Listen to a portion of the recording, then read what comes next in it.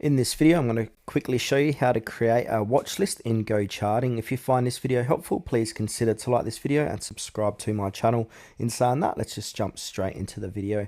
Okay, so open up GoCharting.com and head over to the charts. I'm using Bitcoin USD for this demonstration. Now, once you're over here, inside the charts, on the right hand side, we got these different options. So go ahead and choose the one that says under Tools, Watch List. So click onto that.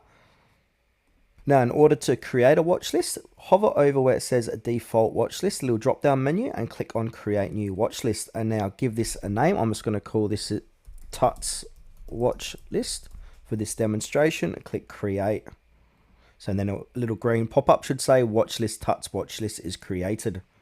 Now, if you want to go ahead and add symbols into that watch list, click onto where it says add new symbol.